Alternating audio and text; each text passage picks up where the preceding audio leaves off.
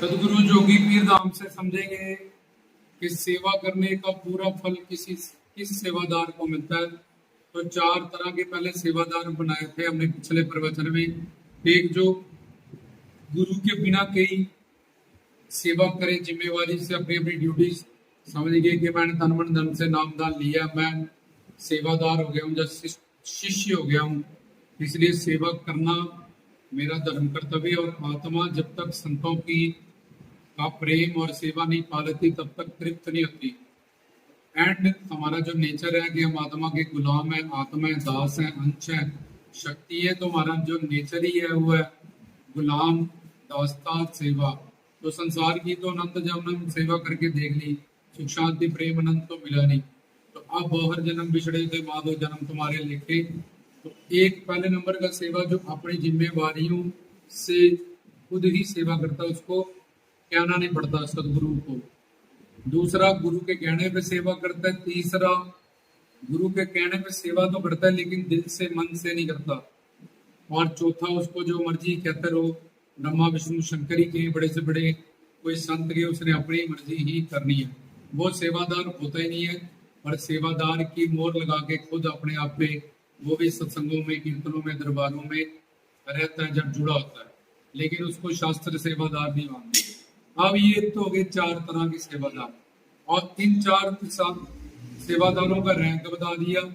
तो उस rank wise जो सेवादार है उनको भी सेवा का पूर्ण फल किसको मिलेगा करने का, ये प्रश्न है।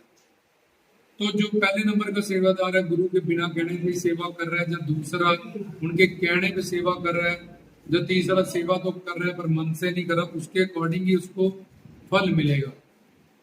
अब ये जो पहले नंबर का सेवादार है जो बिना कहीं सेवा कर रहा है, उसको बिन कहीं गुरु से सब कुछ मिलता है, उसमें कुछ और क्वालिटीज होनी चाहिए। एक कि वो सेवा का अभिमान ना करे, इस बात को हमेशा याद रखे कि मेरे पास तन मन धन है, तो जो मैं अपने गुरु की जब आराध्य इष्ट देव बाबा जी की सेवा नहीं कर सकता हूँ, ये सारा माया का मटेरियल है। वो दिव्य पुरुष है, उनकी हर चीज, उनकी किसी भी चीज का एक शब्द का भी दाम मैं नहीं दे सकता हूँ। मेरे पास सारी जो चीजें हैं वो माया के अधीन है, अंडर है, वो उनके पास सारी चीजें दिव्य है, अलौकिक है, और जिनका कोई भी मोल नहीं हो सकता। मेरे पास ऐसा कुछ नहीं है जो मैं उसका दाम लेके इनका प्रेम पालूं, करीबी पालूं, जहाँ इनके शब्द स्पर्श रूप रस सुगंध ये प्राप्त कर लूं। तो इसलिए मैंने सेवा की तो मैंने अपना अंतःकरण शुद्ध किया, किसी पे एहसान नहीं किया, मेरे पाप इसमें नष्ट हुए, मेरा अंतःकरण इसमें साफ सुथरा हुआ जितने % मैंने सेवा की।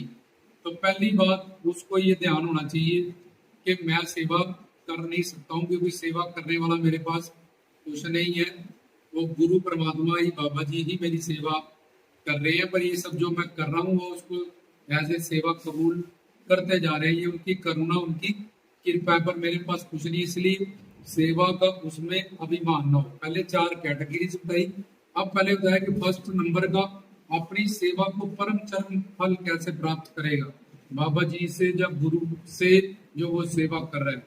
तो पहला सेवा का अभिमान ना रखे, ज्ञान रखे कि मैंने किसी पे एहसान नहीं किया, मैंने अपना अंतःकरण शुद्ध किया तन मन धन से, जो भी मेरे पाप इसमें नष्ट हुए हैं, मेरा ही बर्तन इसमें बड़ा है, ना कि किसी और का इसमें कोई फायदा होने वाला है। तो दूसरा अब जब होगा कि यार मेरा अपना ही इसमें फायदा, तो अभिमान किस बात पर मैं सेवा कर नहीं सकता, तो वो अभिमान ना रखे। दूसरा गुप्त सेवा करें, शोर ना बजाता रहे मैंने ये किया वो किया, सुबह से ये किया, ये जड़ गुप्त होती है, पेड़ बाहर होता है। बिल्डिंग की नींव गुप्त है और बिल्डिंग हमें बाहर दिखाई देती है। ऐसे ही जब तुम्हारे दिमाग से, तुम्हारे हाथों से वो सेवाएं निकल जाती हैं कि मैंने इतने पैसे दान किए, 10-20 रुपए हाथों से निकल गया, दिमाग से भी, जब मैंने तन से आज 2 घंटे बर्तन साफ किए, झाड़ू लगाया, जब डस्टिंग की, जब कुछ और किया। तो दूसरी चीज, पहली चीज कि सेवा का उसको अहंकार अभिमान नहीं होना चाहिए, और दूसरी सेवा गुप्त करे और अंदर ही अंदर के आपने कराई सदगुरु बाबा जी, इसलिए मैंने की। कलयुग में मुझे क्या पता था सेवा क्या है, दरबार क्या है, सत्संग क्या है, मैं तो मोह ममता में इतना ज्यादा गृहस्थ जीवन में फंसा हूं और काम क्रोध लोभ अहंकार में फंसा हूं, इसलिए उसको खुद भी ना पता हो कि कितने घंटे उसने आज सेवा की है। तो ये धरती को हम एक बीज देते हैं, धरती हमें इतना फल देती है, तो वो सेवा गुप्त करे, ना कि शोर बजाता फिरे जो जो कर रहा है। पता है तुम्हें, आज मैं सुबह से लगी हूँ, मैंने ऐसा किया, मैंने वैसा किया। तो इसलिए पहला तो अभिमान ना करे, दूसरा अपनी सेवा को गुप्त रखे, तीसरा पहला अभिमान ना करे, अपनी सेवा को गुप्त रखे। हमने 4 श्रेणियों के सेवादार बनाए हैं, और उसमें जो पहली श्रेणी का सेवादार है, जब वो और भी ज्यादा फल कैसे पा सकते हैं ये आपको समझा रहे हैं।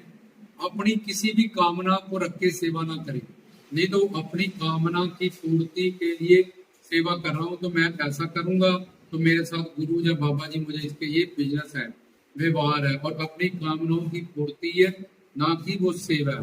तो तीसरी, अपनी सेवा करते हुए सेवा के आधार में बिजनेस ना करे, कोई डिमांड ना रखे, बस सेवा करे और उसमें उसका ही कल्याण और उसका ही फायदा है।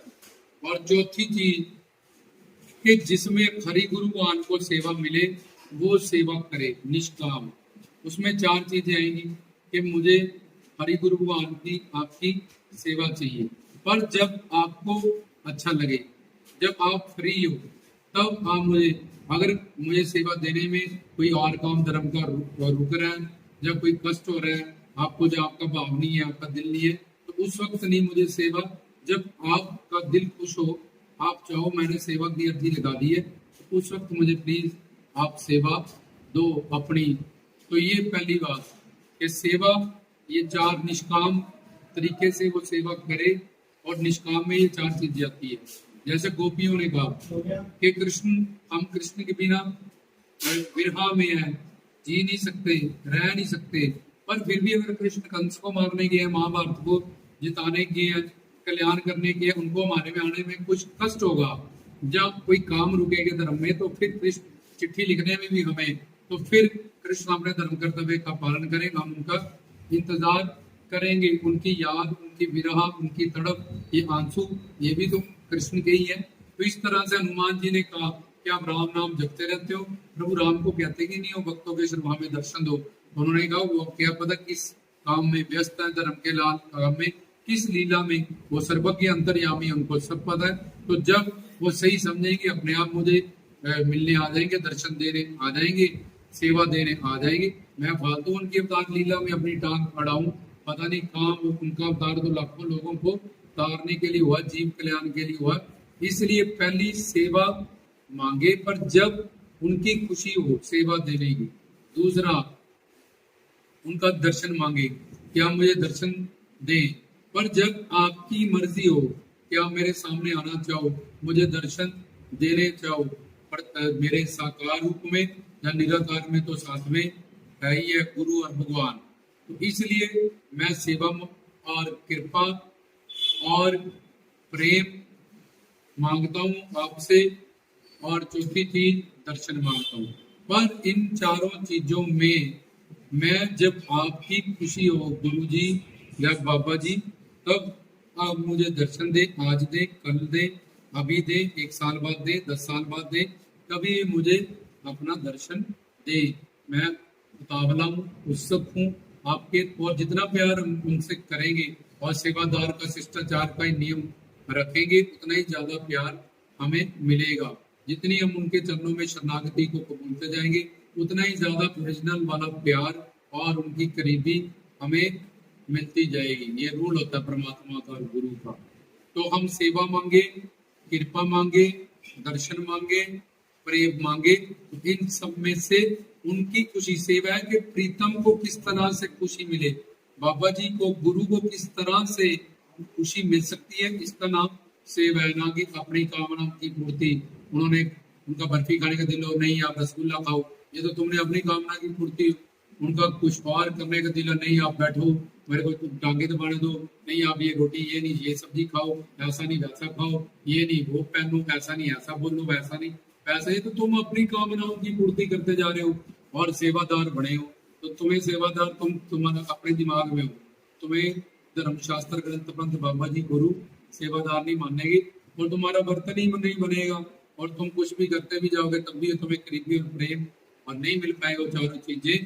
तो ये थी कि 4 तरह के सेवादार, और उस सेवा में भी 4 गुण अगर ऐसे हों कि अभिमान ना हो, गुप्त हो सेवादार की सेवा, और हरि गुरु भगवान को कैसे खुशी मिलेगी उसके लिए सेवा हो, उसमें 4 निष्काम चाहते हो, जो भी उनके हिसाब से हम दर्शन मांगे, प्रेम मांगे, सेवा मांगे, कृपा मांगे। और एक और बताई थी कि सौदा ना करें उनके साथ कि मैंने अब सेवा की है इतने घंटे से, ऐसा किया वो किया, क्योंकि हम उनकी सेवा कर नहीं सकते हो, तो आप इसके बदले में ऐसा करें। तो ये था सेवा को परम सीमा तक ले जाना। और इस पे गुरु ऐसी सेवाओं पे, ऐसे सेवादारों पे विभोर हो जाते हैं। उनको ऐसे सेवादारों से प्यारा कोई भी नहीं होता, ऐसे दास से प्यारा, ऐसे शिष्य से प्यारा, ऐसे चेला चीनी से प्यारा और कोई भी नहीं होता। और वही गुरु शिष्य संबंध दुनिया का सबसे ब्यूटीफुल और सबसे बड़ा, सबसे पवित्र माना जाता है।